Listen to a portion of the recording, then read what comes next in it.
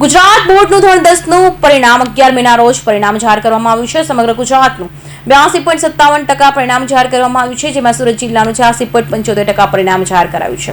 ગત વર્ષની સરખામણીએ આ વર્ષે પરિણામ 10.03%નો વધારો થયો છે. સાથે જ ગુજરાતમાં સૌથી વધુ સુરતના 4870 વિદ્યાર્થીએ A1 ગ્રેડ મેળવ્યો છે. ઉલ્લેખનીય છે કે 2 દિવસ અગાઉ 9 તારીખે જાહેર થયેલા ધોરણ 12ના પરિણામ ગુજરાતનું સુરત A1 અને A2 ગ્રેડમાં પ્રથમ હતું. સુરત જિલ્લાનું 86.75% પરિણામ જાહેર કરવામાં આવ્યું છે, જેના પગલે વિદ્યાર્થીઓ ખુશીથી ઝૂમી ઉઠ્યા હતા. તપોવન ગ્રુપ ઓફ સ્કૂલના A1માં 58 વિદ્યાર્થીઓ, A2માં 152 વિદ્યાર્થીઓને સફળતા મેળવતાની સાથે તપોવન ગ્રુપ દ્વારા સ્કૂલના ગુજરાતી મીડિયમનું પરિણામ 98.50% આવતા શાળા દ્વારા તમામ ઉત્તીર્ણ થયેલા વિદ્યાર્થીઓનું મોઢું મીઠું કરાવી સન્માનિત કરવામાં આવ્યા હતા. ધોરણ 10માં પરિણામમાં સૌથી વધુ પરિણામ ગાંધીનગર જિલ્લાનું 87.22% અને સૌથી ઓછું પરિણામ પોરબંદરનું 74.57% આવ્યું છે. ડોબરિયા માહિલ અરવિંદભાઈ. હું તપોવન વિદ્યાલયમાં અભ્યાસ કરું છું અને આજે સારું એવું રિઝલ્ટ મળ્યું છે.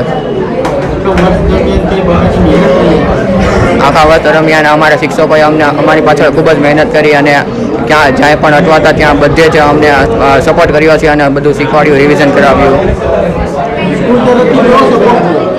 સ્કૂલ તરફથી પણ સારો એવો સપોર્ટ રહ્યો છે. જરૂર પડે ત્યાં ગાઈડ કર્યા અને સારું એવું પરિણામ પ્રાપ્ત કરાવ્યું. આગળ સાયન્સમાં એ ગ્રુપ લેવા માંગુ છું. મારું નામ મનસુખભાઈ ગોટી, આચાર્ય શ્રી તપોવન વિદ્યાલય.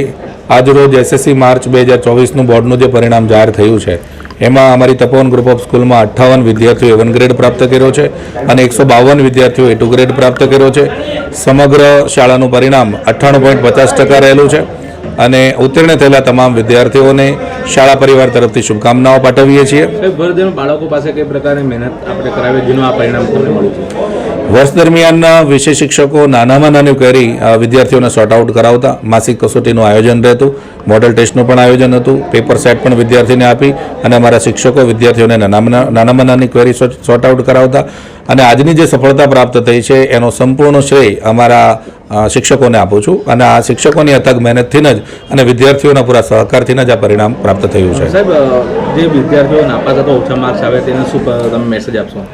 જે વિદ્યાર્થીઓ નાપાસ થયા છે અથવા તો જે એમનું પરિણામ જોઈએ એવું આવ્યું નથી, તો એ વિદ્યાર્થીઓને આ જિંદગીની પરીક્ષા છેલ્લી પરીક્ષા નથી.